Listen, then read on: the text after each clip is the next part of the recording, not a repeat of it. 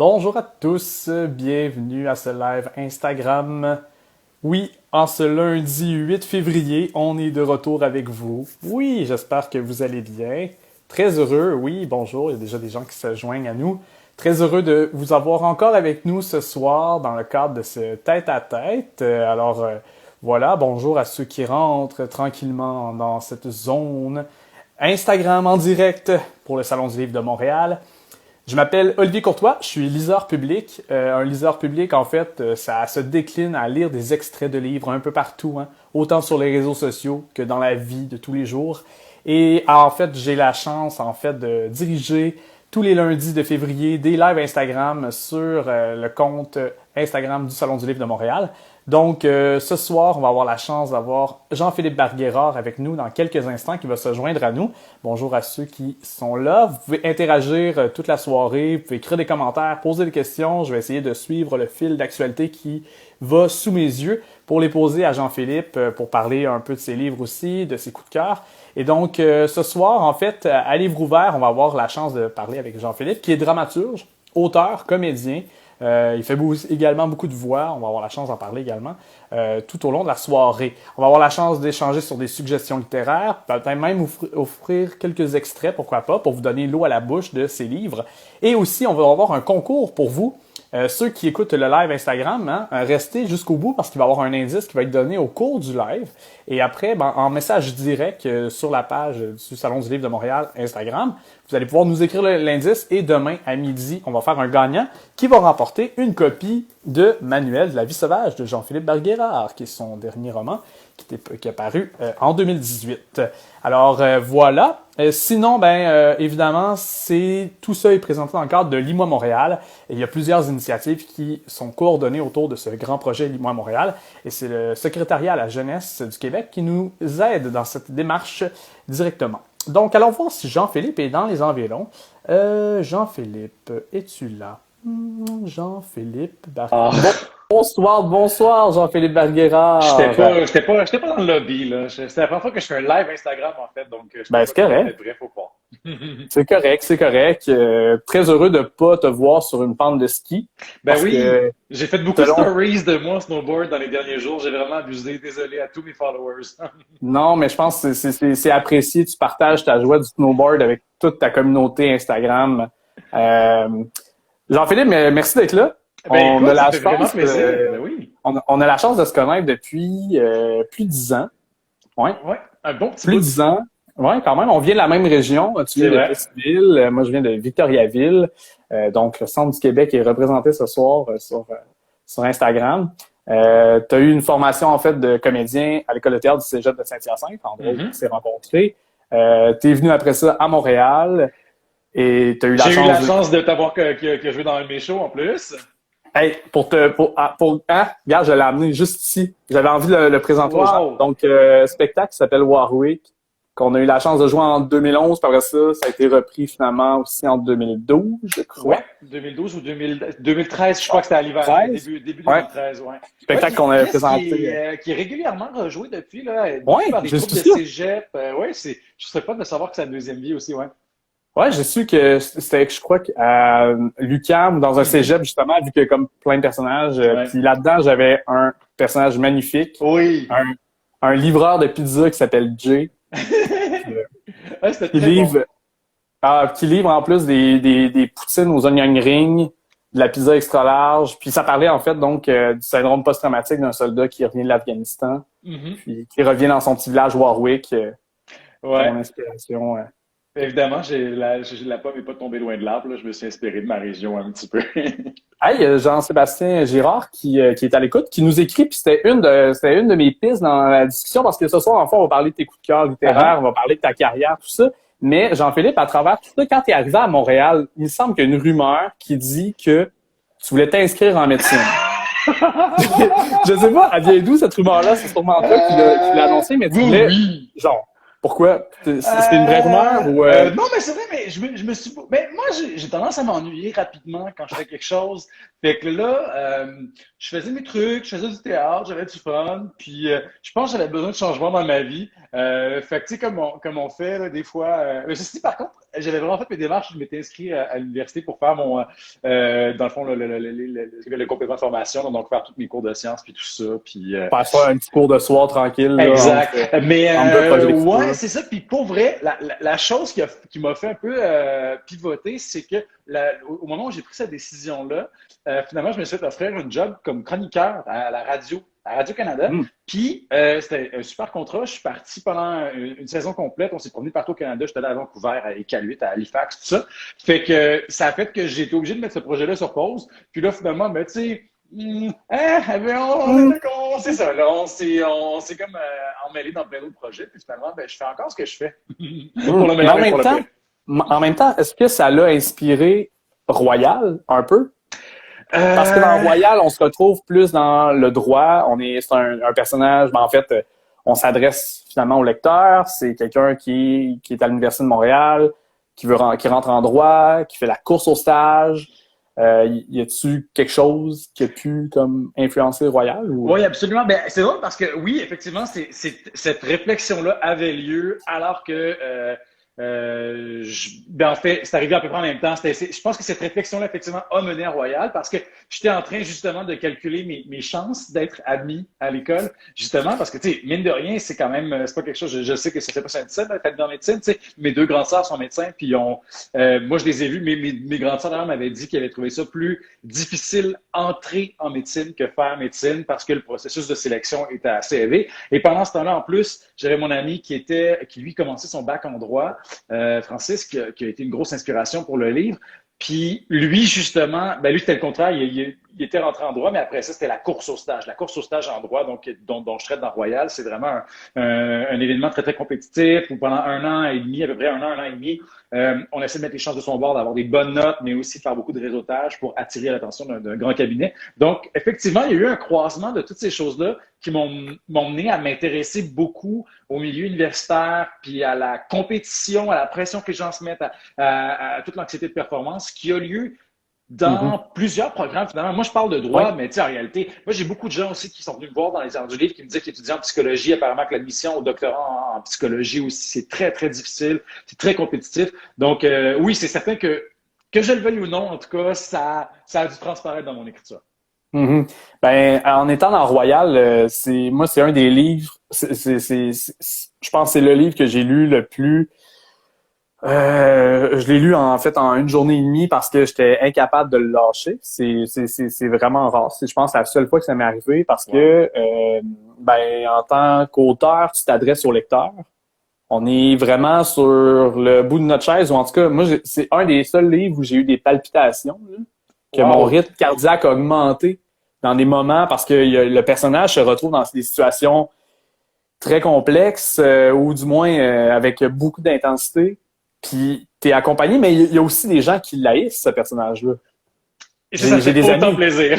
Ben oui, c'est ça. Je sais pas s'il y en a qui nous écoutent, qui ont lu Royal, mais moi, je l'ai conseillé à plein de monde, puis il y a du monde qui ont haï ce personnage-là, genre, voyons, t'es donc bien insignifiant. Mais moi, ça m'a vraiment pris énormément d'énergie, mais j'étais accroché, puis je pouvais pas lâcher le livre, là. C'était vraiment... Ça m'intéresse, moi, cette ambivalence-là, justement. Moi, je trouve que les personnages les plus intéressants, moi, comme lecteur, c'est quand on ne sait pas où se positionner, justement. Est-ce que je déteste cette personne-là ou est-ce que je l'aime? Ou, au contraire, est-ce que, moi, j'aime peut-être parfois aussi commencer en dépeignant quelqu'un comme un méchant, puis finalement révéler qu'il y a des parts de lumière, ou faire l'inverse, présenter quelqu'un comme étant la personne à suivre, puis moi, se rendre compte qu'elle est dégueulasse en dedans d'elle. Ben, puis tu sais aussi, ça suit, je veux dire, je suis pas le seul qui fait ça, tout le monde fait ça, et c'est aussi, ça suit aussi, disons, dans la culture pop, c'est beaucoup plus populaire, les zones d'ombre, les zones de gris, même dans des styles qui étaient traditionnellement beaucoup plus coupé au couteau. Là, si on regarde des choses comme par exemple James Bond, il y a 30 ans, 40 ans, les James Bond étaient beaucoup plus noirs et blancs. Tu avais le méchant, puis James Bond il était le gentil, alors que là, dans les dernières années, on a comme rajouté des zones de nuances et tout ça. Puis moi, ça m'intéresse. Disons que le flou dans la morale, c'est quelque chose que je veux toujours travailler quand j'écris, ouais. Mm-hmm. Il a gagné justement le prix des collégiens en quelle année? 2018. En fait, 2018. Ouais. Il est sorti en 2016, prix des collégiens 2018, adaptation cinématographique C'est encore dans les airs, c'est tout le temps qui est maudit là. cinéma. On le sait que j'ai des updates régulièrement, on travaille là-dessus. Ceci dit, Mhm. par contre, il y a Manuel de la Vie sauvage là, qui est beaucoup plus enclenché. On fait Oui. une série Mhm. télé qui va être tournée l'été prochain avec ça. Fait que Oh, OK, ça va être OK. très excitant. Ouais. Je suis Mais là-dessus, j'ai mon écran d'ordinateur devant moi, là, puis j'ai le Ah scénario ouais. ouvert. Je veux Tu vas faire m'emparer ça de sur le ça, side, mais là, ouais. entre deux questions. Mais justement, je voulais dire prix des collégiens parce qu'il y a plein d'étudiants au cégep qui lisent. Puis là, justement, il y a Benjamin Turcotte qui dit la majorité de mes étudiants haïssent le personnage. Ah! Ouais. Il y a aussi, donc, et Sarah qui dit je détestais ce gars. Bon, voilà. Mais il y a Voilà. ça aussi, parce que je pense que, tu sais, j'essaie de prendre, tu sais, ce personnage-là aussi est un reflet de ce qu'on haït parfois de soi-même, je Mhm. pense. En tout cas, moi, j'ai pris ça. Il y a soit ce que je vois en moi et que je déteste, ou des possibilités que je pourrais emprunter puis qui me dégoûtent. C'est pratiquement un avertissement. Ne devenez pas comme ça. Ouais. Hmm. Il y a quelqu'un qui dit quelque chose que j'aimerais savoir. Où est cette fameuse toilette où on peut aller se cacher et pleurer? Le pire, c'est que je sais pas. Moi, on me l'a décrite, mais je ne l'ai pas OK? vue. On m'a dit, Hmm. c'est là-bas, c'est une toilette pour handicapés quelque part dans le corridor, dans la faculté. Mais j'avoue que j'ai pas fait le tour complet. Je suis allé plusieurs fois. J'ai écrit des bouts du roman dans la bibliothèque de la faculté de droit. Ah ouais, OK. Ce qui est drôle, c'est qu'à l'époque, j'étais incognito. Maintenant, je suis un peu une persona non grata parmi certains avocats. Mais à l'époque, Hmm. personne ne me connaissait. Fait que mon ami m'a juste dit, tu peux aller là. Personne ne va le savoir que tu dis pas en droit. Tu fais juste aller là. Puis c'était le fun de juste observer l'environnement. Moi, je suis beaucoup inspiré par les lieux. Je trouve ça important de voir la place. Fait que c'était le fun pour moi de faire ça. Hmm. Mais justement, dans le questionnaire qu'on t'avait envoyé, on posait la question, par exemple, des livres qui ont été marquants, un souvenir en lien avec la lecture. Puis là, tu dis que ça t'est arrivé, en fait, ça t'arrive de lire dans des livres, puis tu essaies de retrouver ces lieux réels. Puis tu Oui, as fait ça avec la maison d'enfance de Marguerite Duras après avoir lu L'Amant, c'est ça? oui, c'est ça. J'étais en voyage au Vietnam. Puis le pire, c'est Là, que tu j'ai te même dis. pas pensé. Sur le moment, j'étais allé faire plein de trucs au Vietnam. Là, je me promenais. Puis tout ça. Puis à un moment donné, je suis à Ho Chi Minh. Puis je fais, hey, c'est vrai, c'est la ville de Marguerite Duras. Puis j'avais un après-midi de lousse. Puis là, j'ai juste fait des recherches sur Internet. J'ai trouvé l'adresse. Puis évidemment, c'est super anti-climax parce que tu arrives là. Puis bah, c'est une maison bien ordinaire. Ben, une très belle maison, mais je veux dire, il n'y a rien qui dit que c'est spécial. Mais en même temps, tu peux comme projeter des choses en voyant ce lieu-là. Fait que je trouve ça super Mhm. excitant. Mhm. Hmm.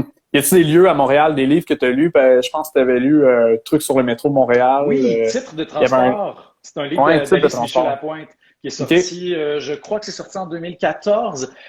Super livre, c'est un recueil de nouvelles en fait qui est assez ingénieux. Chacune des nouvelles porte le titre d'une station de métro. Donc, OK. je trouve ça intéressant de voir ce regard-là. Puis effectivement, en lisant le livre, je pouvais projeter des lieux géographiques. Sinon aussi, bien avant ça, j'ai lu quand j'étais au secondaire, quand j'habitais à Plessisville, puis je connaissais pas du tout Montréal, les Aurores Montréal de Monique Proulx, autre recueil de nouvelles, qui pour moi donnait un bon feeling de c'est quoi la ville.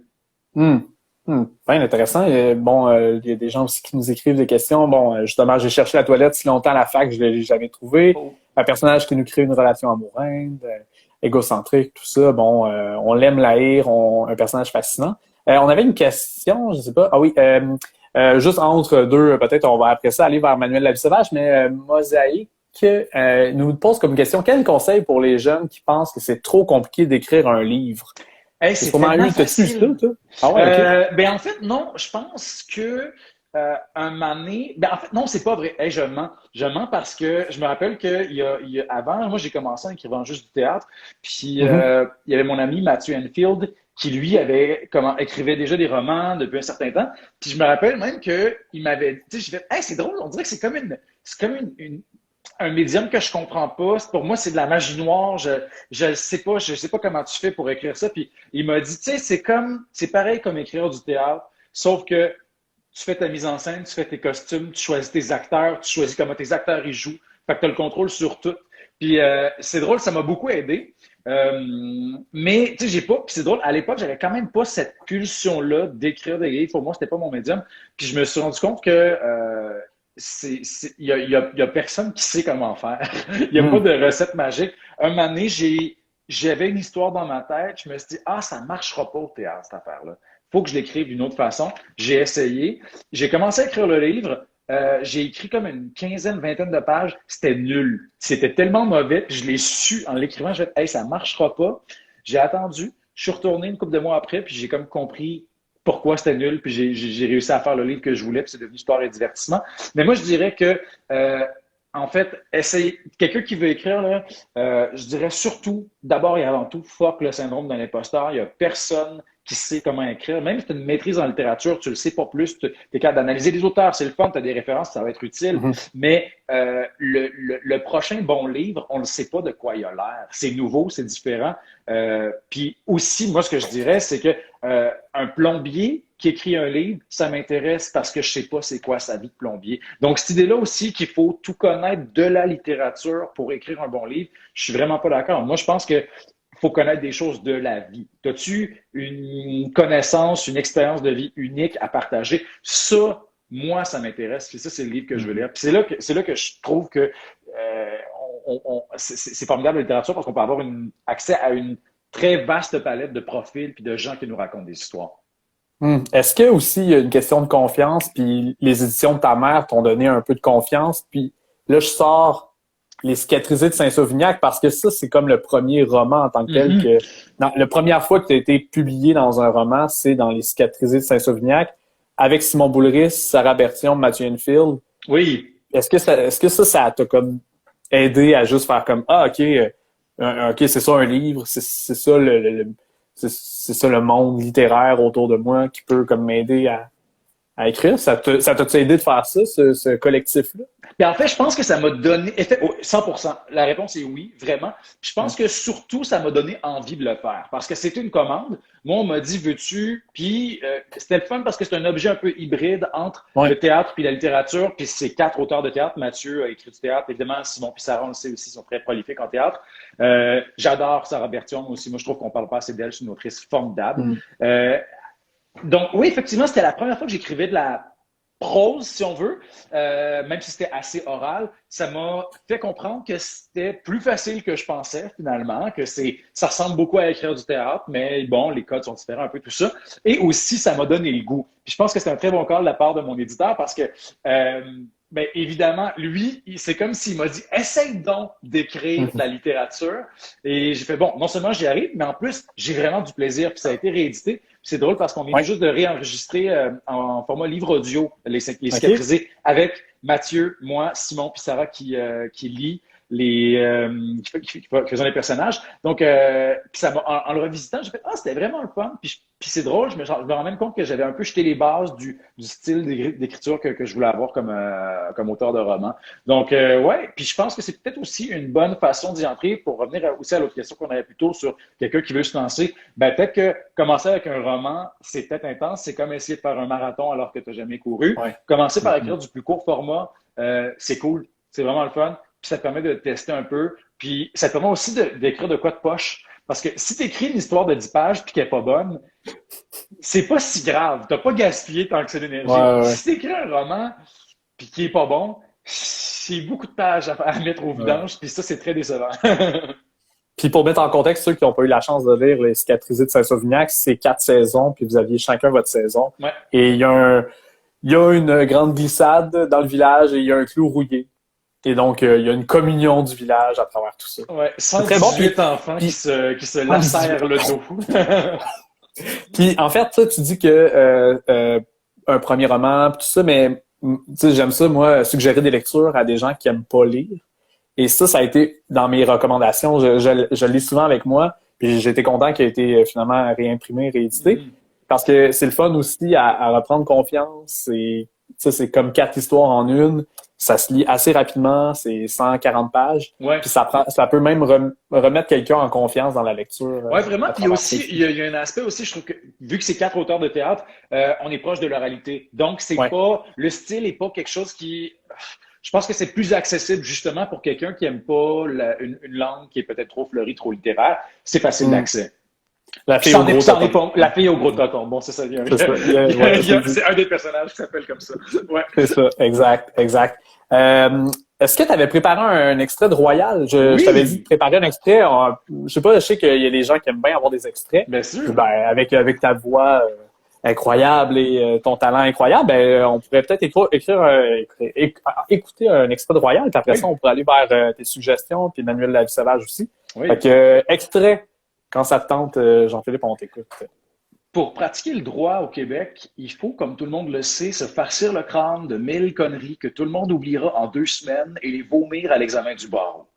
Il y a toujours un petit écrémage des idiots qui s'opèrent là, mais n'importe quel deux de pique qui est capable de prendre des smart drugs pourra très bien s'en sortir. Le réel facteur déterminant, c'est le stage. Pour passer son barreau, il faut avoir réalisé un stage de 6 mois en milieu professionnel. Seulement, il y a entre 6 et 700 étudiants qui veulent passer leur barreau chaque année et certainement pas autant de places de stage. Et ces stages-là ne sont certainement pas créés égaux.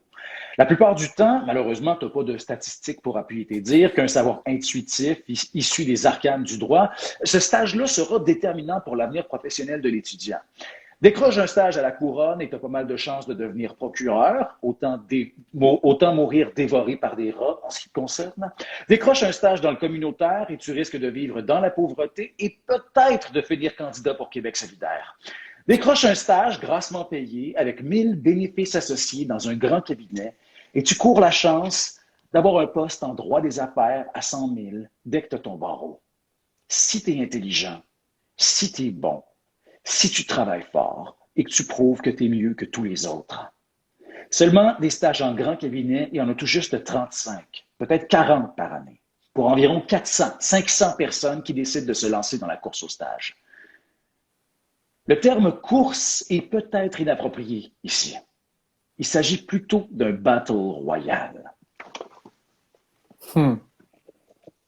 Extrait de Royal. Oui, on est au début, évidemment, on met la table. Ouais. Puis là, je vois Alissa Lafantou qui commente qu'on est en pleine course au stage. Alors, j'envoie tout mon amour et mon soutien aux étudiants qui sont là-dedans en ce moment, parce que pour avoir quand même accompagné mon ami qui a traversé ça, c'était intense. Et j'ai vu mon ami être très, très, très stressé. C'est clair, c'est clair. Maintenant, parlons de Manuel La Vie sauvage. Oui. On en a entendu parler, mais par après, comme publié en 2018. Exactement. Donc, un roman qui prend un bon goût avec l'âge. C'est comme un bon vin, je pense. C'est un effectivement, parce qu'il rebondit constamment dans l'actualité. Ben oui. La semaine dernière, justement, on apprenait que Microsoft avait déposé un brevet qui ressemble pratiquement exactement à ce qui est décrit dans le livre. Ouais. Fait qu'on se retrouve dans le monde des startups. On a encore un personnage qui pourrait ressembler, en tout cas, ils ont des petits côtés cousins ou quelque chose du genre. Donc, on se retrouve carrément, dès le départ, on est vraiment dans une... Vous avez acheté ce livre parce que vous voulez gagner. Première phrase du livre, ça commence avec ça, puis on est vraiment dans la recherche de l'entreprise, l'entrepreneuriat de ce personnage-là, qui a la vie dure au départ, qui vit des expériences vraiment difficiles, tout près encore, je pense, dans le coin de l'Université de Montréal. On dirait que tu as un point dans le coin-là. Ouais, donc expérience étrange qui arrive, puis finalement, comme toute bonne start-up, part d'une bonne histoire. Hein. Toujours une bonne histoire, puis là, c'est sa bonne idée qui part. Puis Manuel La Vie sauvage qui nous amène dans des questions éthiques. Ben là, c'est ça, comme tu as dit, là, des questions éthiques sur justement l'utilisation d'une application que j'ai pas envie nécessairement de nommer parce que je vais laisser peut-être les gens qui n'ont pas lu le livre de découvrir c'est quoi cette application-là que tu as créée finalement, là, mais que disons que pour ceux qui ont la référence, on est dans l'icône de Uldou, magnifique, qui est dessiné par Benoît Tardif, qui fait la direction artistique de tous mes livres, qui est un illustrateur vraiment que j'adore. Suivez-le sur Instagram, il y a un super portfolio. Il y a sûrement que vous avez déjà vu ces illustrations aussi dans des magazines, des journaux, là, il travaille beaucoup. Mais ouais, je me suis beaucoup inspiré de Black Mirror, en fait, pour Manuel La Vie sauvage. On est dans cette idée-là c'est pas exactement de la science-fiction, on utilise les possibilités de la technologie actuelle pour réfléchir à c'est quoi les limites de la morale dans un cadre technologique. Qu'est-ce qu'on trouve acceptable, qu'est-ce qu'on trouve pas acceptable. Puis moi, en fait, là où j'en suis arrivé, c'est que je me disais, au moment où j'ai écrit le livre, ça faisait déjà un certain temps qu'on était avec Facebook, puis on commençait tu sais, on était je l'écrivais en 2017, en 2018, ça faisait une dizaine d'années que j'étais sur Facebook, puis on commençait à se dire, il me semble que Facebook, c'est beaucoup de choses sur nous, comment est-ce qu'on en est venu là, comment est-ce que la technologie en est venue à prendre autant de place dans nos vies, puis la conclusion à laquelle je suis arrivé, en fait, puis c'est ce qui est sorti aussi beaucoup quand je faisais mes recherches, quand je parlais à des gens, c'est que ces changements technologiques-là ne se produisent pas du jour au lendemain. Évidemment qu'en 2007, si on nous avait dit Facebook va tout savoir sur vous jusqu'à la couleur de vos bobettes pour pouvoir vous faire des publicités de plus en plus ciblées, puis ils vont peut-être même contribuer à affaiblir la démocratie occidentale, évidemment qu'on aurait dit non. Mais ce qui arrive, c'est qu'on a une première fonction qui arrive. Et après ça, ben, évidemment, on a envie de connecter avec nos amis sur Internet. Oh, est-ce que tu veux partager des photos? Bien sûr. Est-ce que tu veux identifier tes amis sur les photos? Bien sûr. Et là, étape par étape, OK, la localisation, tout ça. Et 10 ans plus tard, on en vient avec une compagnie qui a beaucoup de choses. Donc, je pense que c'est ça le truc, c'est que l'innovation se fait lentement et on la laisse rentrer subrepticement dans nos demeures et dans nos têtes. Puis quand il est trop tard, ben, on ne peut plus vraiment sortir le génie de la bouteille. Puis en même temps, on a le bras dans l'engrenage aussi. Puis c'est fun, je veux dire. Moi, j'y vais sur Facebook, je suis super content. Ben oui. Toutes ces technologies-là qui me tracent et qui connaissent tout sur moi de manière inquiétante, j'aimerais quand même la vie agréable, facile, le fun. Tu sais, on était content pendant la pandémie d'avoir les réseaux sociaux finalement là, pour chialer, s'aimer, à vivre une catharsis en public. Puis là, tu avais travaillé sur une adaptation théâtrale qui devait avoir comme une production en mars l'année dernière. Non, mars là qui s'en vient. Ah, mars là. Oui, on va être en mars 2021. On a fait à Duceppe, il y a eu une lecture, je pense, une lecture publique. Le 9 mars 2020. Juste avant. Ouais, quelqu'un qui m'avait dit que c'était sa dernière activité, ça avait été d'assister à la lecture là, publique de Manuel La Vie sauvage théâtrale. Mais là, tu l'as réorientes vers le cinéma? Ben en fait, non, télé, cinéma, tout ça arrive en même temps. Donc, finalement, ce qui va arriver, on va avoir la production est présentée en ouverture de saison à Duceppe l'automne prochain. Donc, en septembre 2020, ça va être super le fun. Mise en scène de Jean-Simon Traversy. Mais cet été aussi, en parallèle, écoutez, c'est vraiment deux projets différents. D'ailleurs, les adaptations ne sont pas les mêmes. Ça, c'est vraiment intéressant parce qu'on fait des choix. Il y a beaucoup de choses qui changent dans les adaptations quand même. C'est la même histoire, évidemment, mais le format impose certaines décisions. Puis je trouve ça vraiment intéressant de voir comment, d'un même point de départ, les deux œuvres vont être très différentes. Mais donc, KO TV produit une série, ça va être une mini-série qui va être présentée à Série Plus, c'est 6 épisodes, réalisé par Christian Laurence. Ça va être vraiment, vraiment le fun. Je suis super excité pour ça. Puis la pièce aussi à Duceppe. Et je pense que c'est une pièce c'est un livre qui se prête bien à une adaptation théâtrale parce qu'il est en adresse au public. Donc, d'avoir quelqu'un sur scène qui va dire ces mots-là à un public qui est dans la salle, moi, je trouve ça extraordinaire. D'ailleurs, le livre s'adresse à un lecteur parce que ça reprend la forme des livres de croissance personnelle. Mais moi, ma première inspiration d'abord pour écrire le roman, c'était les TED Talks, C2 Montréal, ces conférences-là où on vend une histoire, un point de départ d'un success story. Donc, je trouve que le théâtre se prêtait bien parce qu'on peut facilement faire une transposition d'une pièce de théâtre à une conférence, finalement. Oui, puis on le ressent vraiment bien, la lecture. Puis en plus de ça, c'est dans les questions, puis c'était dans mes trucs, aussi dans mes réflexions, mais on avait eu la chance de s'en parler. On était sur la Plaza Saint-Hubert. Oui. Il y a un moment de ça, mais à un moment donné, je t'avais dit, puis là, la question dans les commentaires aussi, mais pourquoi est-ce qu'il y a un lien entre les personnages aussi, entre les histoires? Parce que c'est comme un triptyque, sport et divertissement, Royal, Manuel La Vie sauvage. Fait qu'il y a comme une cohésion de personnages qui s'entrecroisent sans nécessairement être appuyés puis soulignés, mais pour toi, c'était important d'avoir tout ce schéma-là qui s'est créé au fil du temps ou c'est un peu comme tu te dis, tant qu'à ça, je vais mettre le personnage puis ben là, ce serait un gros mensonge de dire que je le savais que j'allais faire une trilogie quand j'ai commencé ça en 2013 puis que j'écrivais sport et divertissement. Moi, je m'attache à mes personnages, je les aime, je veux les faire vivre. Donc, évidemment, dès que j'ai une occasion de les faire revenir, je vais les faire revenir. C'est pour mon bon plaisir. Puis aussi, c'est que parfois aussi, je me dis, tu sais, j'ai besoin d'un avocat là. Tant que faire, j'en ai déjà un dans ma poche de côte. Je vais le faire revenir. Et il y a aussi, d'une certaine façon, ce que j'appellerais un fan service. J'essaie de rendre service à mes fans. C'est-à-dire que si tu as lu tous mes livres, ben, on dirait que j'aime ça que tu sois in on the joke, que tu sois dans la gang, que tu sois dans le club, que tu saches que je te fais un clin d'œil, qui nuit pas du tout à la compréhension du livre si tu n'as pas lu les autres, mais qui, toi, ben, peut-être te dire, ah, voici le personnage qu'on a vu il y a quelques années dans ce livre-là est rendu à telle place. Comme par exemple, tu sais, Camille Brunel, on la voit dans les trois livres, elle a quand même ça a une Mhm. bonne évolution psychologique. Ouais. Gabriel, qui est présent brièvement dans Sport et Divertissement, revient sous une forme complètement différente dans Manuel la vie sauvage, là, que j'aurais jamais pu imaginer. Donc, ouais, j'ai beaucoup de plaisir, puis je peux pas vous dire que ça se reproduira pas. Est-ce que tu voulais nous lire un extrait de Manuel la vie sauvage? T'avais-tu Bien ça sous sûr. la main en plus de ça? Qu'est-ce que tu vas nous lire comme extrait? Alors, on est dans le premier tiers du livre qui explique les origines de Kevin, parce que c'est le nom du personnage principal et c'est un nom qui n'est pas innocent, qui a beaucoup de Mhm. poids, puis qui en fait façonne, puis vous allez le comprendre, beaucoup son existence. Ouais, on t'écoute.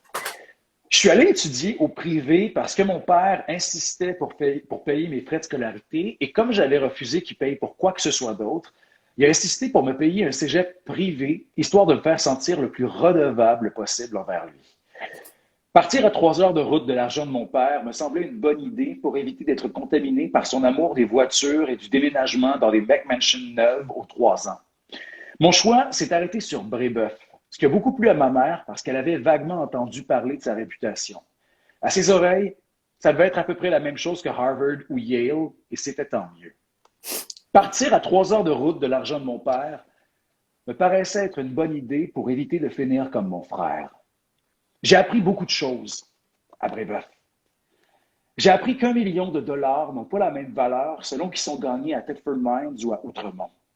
J'ai appris qu'à Ville-Mont-Royal, 1 million de dollars achète une maison d'architecte et des vacances en Suisse. Qu'à Thetford Mines, 1 million achète la vulgarité. J'ai appris que la lutte des classes est à son plus violent lorsqu'elle oppose deux personnes possédant la même quantité d'argent. J'ai appris tout ça grâce à des gens comme Arnaud. Arnaud. Arnaud. J'ai 1000 raisons de l'envier lui, mais c'est surtout son nom que j'envie. À Brébeuf, les gens, ils ont des beaux noms. Les gars, ils s'appellent François ou Émile ou Arnaud. Et les filles, elles s'appellent Marine ou Aurélie ou Romane. À Thetford, les filles, elles s'appellent Cindy et Maggie et Shelanie. Les gars, ils s'appellent Dave et Derek et Steven. À Thetford, les gars, ils s'appellent Kevin. À Thetford, on appose le sceau de la vulgarité sur le baptistère des bébés comme on marque les bœufs au fer rouge. C'est documenté. Les Kevin et les Cindy réussissent moins bien dans la vie. C'est documenté.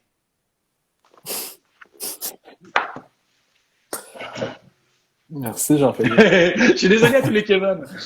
Merci, Mais je merci trouve à ça tous les intéressant parce que Kevin. depuis la publication du livre, il y a Pierre-Yves Lard qui a animé un fabuleux documentaire sur Oui, l'effet Kevin, sur c'est vrai. le fait. Et ça, c'est réellement, je l'ai dit dans le livre, mais c'est vrai que ça a été documenté, pas au Québec, mais en France en tout cas, qu'il y a un préjugé négatif envers les Kevin. Pauvre Kevin. Ouais, J'espère. Ben, tu sais, il reste les Steve, là. Les Steve sont pas loin aussi, là. Hey, il y avait effectivement. quelqu'un qui demandait justement, est-ce qu'on sait déjà qui jouera Kevin Bédard au théâtre et dans la série? Kevin Bédard, Oui, c'était déjà, au théâtre, c'était déjà annoncé, c'était François Arnaud. c'était François Oui, Arnaud. Est-ce que ça va être encore lui à oui, l'automne? Oui, oui, OK. oui. OK. Puis pour la série, c'est pas confirmé encore. Donc, on a hâte de Mhm. voir. Ouais, très Un excité. beau Kevin. Un beau Oui. Kevin. On t'a demandé aussi des suggestions de livres que tu as lus récemment ou qui ont été marquants pour toi. Oui. Tu avais déjà quelques trucs. Je ne sais pas si tu avais ça sous la main. Oh, je les ai pas Euh, sous la main, par contre, non, mais ouais, ils sont justement, dans mon sac. suggestion, je l'ai ici, Faire les sucres de Ah, mais Fanny Britt. oui! C'est Tu as eu tellement la bon. chance de lire ça. Ouais, ouais, C'est j'ai écœurant. lu ça pendant les fêtes. Je suis gossant. Moi, quand les gens me demandent un bon livre comme valeur sûre à suggérer, en fait, jusqu'à cet automne, je suggérais toujours Les Maisons de Fanny Britt, qui était son Mhm. premier, qui était extraordinaire, et Faire les sucres, qui est aussi extraordinaire, qui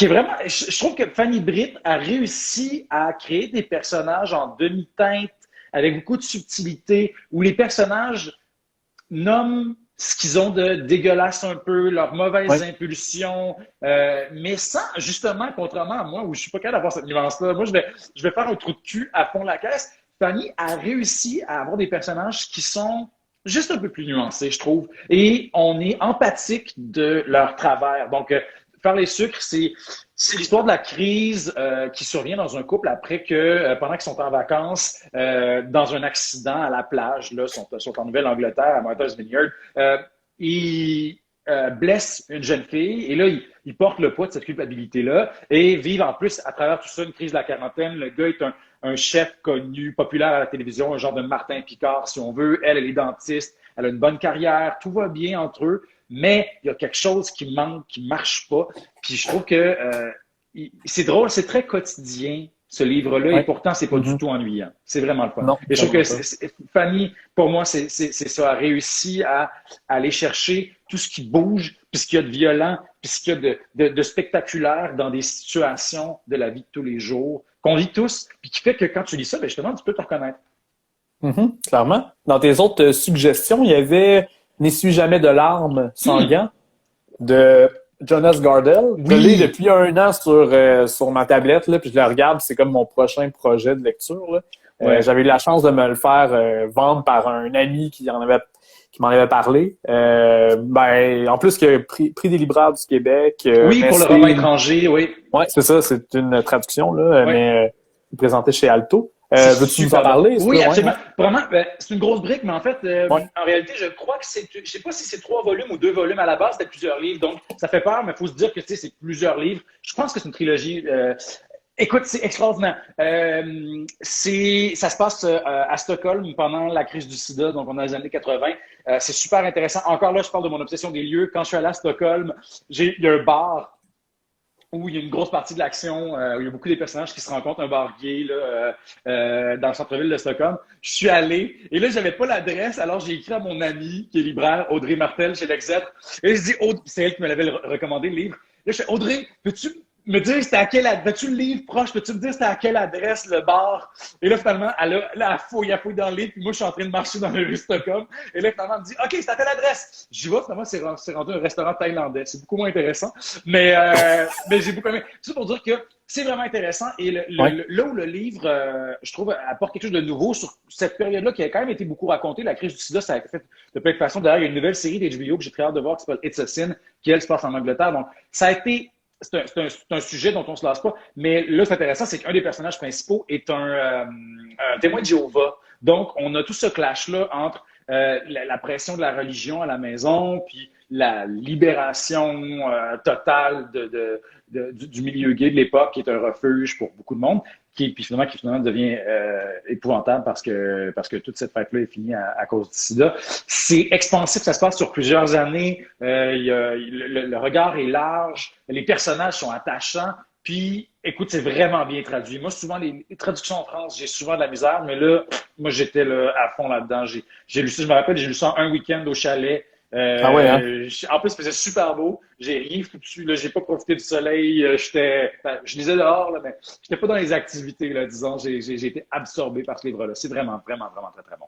Je te confirme, c'est 3 livres, donc Ah, voilà, c'est c'est ça. trois gros chapitres. Là. Mais c'est vraiment dans les trucs à lire Mm-hmm. que j'ai tout près de moi. Tu parlais aussi de Le Grand Cahier de Agatha Christophe. Oui! Vieille lecture, là! Ah ouais, hein? Oui, oui, Tu as oui. eu ce souvenir-là d'une lecture qui est comme réconfortante, qui t'a marqué. Ben ouais, tu sais, si on parle de, tu sais, là, j'essaie de voir, je sais pas si c'est peut-être pas une bonne recommandation littéraire dans le sens où c'est comme un livre qu'on lit au cégep, mais tu sais, moi, j'ai lu ça au Ouais, ben secondaire, c'est parfait. Ben puis oui, oui. ça m'a vraiment marqué. Moi, puis je repense beaucoup à ce livre-là quand j'écris maintenant parce que c'est un livre qui se passe pendant la guerre en Hongrie dans les années, je crois, 60. Et ce qui est vraiment intéressant, en fait, c'est que c'est tellement économe comment c'est écrit. Les phrases sont simples. Puis ça m'a montré que, puis j'étais très jeune quand j'ai lu ça, peut-être 14 ans, ça m'a montré que tu n'as pas besoin, quand tu écris un livre pour raconter une bonne histoire, d'avoir une langue nécessairement fleurie, d'être expansif. L'idée, tu sais, en fait, c'est est-ce que la langue que j'utilise est pertinente pour l'histoire que je raconte? C'est une question que je me pose à chaque fois que j'écris maintenant. Est-ce que mon narrateur parle de même, ou est-ce que ou si moi je suis un narrateur omniscient, c'est moi qui raconte l'histoire dans ma langue à moi, est-ce que ça sert l'histoire que je la raconte comme ça? Parce que c'est l'histoire de deux garçons, donc, qui décident de se désensibiliser à tout pour ne plus souffrir des horreurs de la guerre. Mais justement, donc, tout est écrit dans un style presque télégraphique. Puis ça correspond tout à fait à l'état de ces garçons-là qui sont en train d'essayer de se désensibiliser puis de ne plus rien vivre. C'est pour ça que je trouve que c'est un livre extraordinaire. Pas pour rien qu'on l'enseigne encore puis qu'il fait partie du canon de la littérature mondiale. C'est vraiment un livre extraordinaire. Puis il faut vraiment marquer aussi l'adaptation théâtrale que Catherine Vidal avait fait avec Olivier Morin et Renaud Lascelles-Bourdon. C'était extraordinaire. J'ai eu la chance de le revoir après coup. C'était vraiment un très beau spectacle. Ça aussi, ça avait très intéressant. Moi, c'est surtout que la pièce que j'avais en référence après la lecture, mais ouais, c'est très beau personnage qu'il y avait là-dedans. Est-ce que ça, c'est une de mes suggestions, mais est-ce que tu avais eu la chance de lire White Horse? Ah, ben oui! De Samuel Quentin? Oui, j'adore ça. C'est drôle parce que, tu sais, je préparais les trucs, je regardais les livres que j'avais autour de moi, puis on dirait que j'ai pensé à toi quand j'ai juste lu, moi, la première partie, j'ai pas lu la deuxième partie. White Horse, qui est en plus en travail d'adaptation théâtrale à Duceppe avec justement Sébastien Tessier, quelqu'un qu'on connaît en commun, puis c'est Couronne Nord qui a fait justement le film sur Netflix, premier film québécois, qui adapte White Horse. Mais il y a ça aussi. En tout cas, il y avait comme dans les personnages intenses, puis le milieu culturel aussi. Oh oui, qui est un sorte de tyran, qui est sanguin, qui fait des crises, qui est too much tout le temps. Ce que j'ai aimé de Samuel Quentin, c'est que le trait est très, très pas du dessin, mais je veux dire de l'histoire. Le trait est juste un peu grossi. Puis moi, j'apprécie tout ça. Quand on réussit à faire une petite caricature d'un milieu ou d'un univers, moi, j'adore ça. Puis surtout quand on connaît un peu ce milieu-là, effectivement, on a le goût de toutes les étriper, ce monde-là, dans le livre. Puis c'est très libérateur, c'est très thérapeutique. On dit encore, on aime ça, finalement, détester ces personnages-là. Ouais. Eh oui, vraiment. Sinon, il y avait j'avais comme question une écrivaine à faire découvrir que je connaissais pas du tout. T'as marqué Zadie Smith, qui est une écrivaine anglaise. Je connais pas en tout Zadie Smith. Je dois être un abruti, là, mais... Ben, ça se rend pas... évidemment, d'abord, elle écrit en anglais. Je pense que c'est pas tous ses livres qui ont été traduits en français. Il y en a qui l'ont été. Swing Time, son dernier ou avant-dernier, a été traduit en français. Il est sorti en librairie, je crois, il y a 2 ans. Je l'aime beaucoup parce que elle parle beaucoup. Tu sais, on a eu, surtout cette année, on a beaucoup mis en valeur le travail des écrivains noirs. Puis aussi, là, maintenant que le mot d'histoire des Noirs, c'est vraiment cool. Mais on a beaucoup accès à l'expérience américaine du Blackness. Puis ce que je trouve intéressant, c'est que Zadie Smith est anglaise. Elle, biraciale, donc père anglais blanc, mère jamaïcaine. Puis elle a grandi dans le nord-ouest de Londres. Donc, on a une expérience, disons, d'être noir dans un autre milieu. C'est pas du tout les mêmes enjeux qu'être américain. Fait que ça, je trouve ça le fun. C'est simplement une autre expérience. Elle écrit très bien Londres. Elle parle de, c'est les différents quartiers de Londres, l'expérience des différentes communautés d'immigrants, beaucoup. Et Swing Time est vraiment, vraiment intéressant, je trouve, parce que on parle de célébrité. Donc, c'est l'histoire d'une fille qui est l'assistante d'une chanteuse très connue, une sorte de, je sais pas, on pourrait dire un genre de Lord ou de, je sais pas, Katy Perry, quelque chose dans le genre, un genre de vedette de la pop et qui finit par la suivre un peu partout.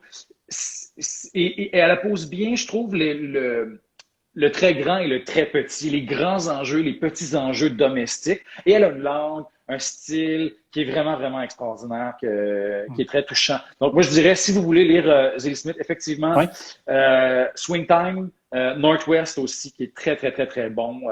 Moi, je trouve que c'est 2 meilleurs. Ouais. C'est pas des essais, c'est des romans. C'est des romans, mais je crois qu'elle a aussi écrit des essais. Elle a écrit un essai qui s'appelle On Beauty. Je suis en train d'ouvrir Wikipédia en même temps, en vous parlant. Je me suis beaucoup fait recommander On Beauty. Excusez-moi, j'ai menti. J'ai pas mentionné White Teeth, qui est très bon aussi, son premier, qui est un portrait qui est vraiment un portrait de société de son enfance à Londres. Donc, on a les enfants de différentes communautés immigrantes, son enfance à elle, c'est super intéressant aussi, ouais. Magnifique. Écoute, Jean-Philippe, on est déjà à la fin de ce direct. Ben, il y a un concours. Il y a Oh, les gens qui vont pouvoir remporter un extrait. Ben, pas un extrait, un une extrait. copie. On vous envoie 10 pages de Manuel de la vie sauvage à la La maison. page 176. Non, il va y avoir une copie donc de Manuel de la vie sauvage. Tu l'as mentionné, mais c'est l'endroit où tu préfères lire. Tu as dit que c'était au chalet. Oui. C'est à l'endroit où tu aimes lire. Donc ça, c'est l'indice que les gens peuvent écrire donc en message privé sur Instagram, sur le compte du Salon du Livre de Montréal. Pas à Jean-Philippe, au Salon du Livre de Montréal. Donc, au chalet, c'est l'indice pour remporter une copie de Manuel La Vie Sauvage. On fait le tirage parmi tous les participants. Demain midi, vous allez avoir la personne gagnante. Et sinon, Jean-Philippe, on a la chance de t'entendre aussi à la radio, mais je voulais te parler de ton nouveau livre qui va sortir, apparaître en avril. On a-tu le temps? As-tu le temps d'en parler un peu? Ben oui, bien oui, ça Ouais, 27 avril. OK, il y a une date, avril. 27 Ouais. avril, dans le domaine des humoristes, c'est ça? Exactement. Ben, je trouve ça intéressant va. parce que il y a Valérie Gaudreau tantôt qui a posé une question par rapport à mon travail sur. En fait, j'ai écrit un article dans le magazine Nouveau Projet, qui est un magazine extraordinaire là, qui est publié à Montréal depuis plusieurs années. Et en fait, ils m'ont approché, ils m'ont dit, on aimerait ça que tu te plonges dans un milieu de ton choix pour écrire un article de fond, un gros article. Alors moi j'ai fait je sais pas pourquoi, mais j'ai une fascination pour le milieu de l'humour. En fait, j'ai fait de la mise en scène de galas il y a quelques années. J'ai mis en scène 3 galas juste pour rire. Je connaissais pas du tout le milieu de l'humour et même je dirais que j'avais un petit mépris pour le milieu de l'humour.